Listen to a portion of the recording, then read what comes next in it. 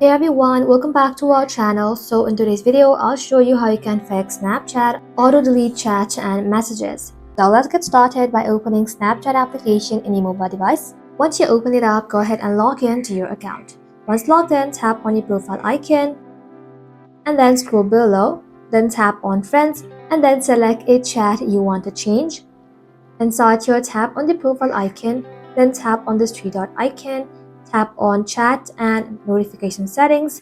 Inside here, you'll then be able to find different options. Go ahead and tap on delete chats. You'll then be able to find options like after viewing, 24 hours after viewing, and then 7 days after viewing. You can select any one of them.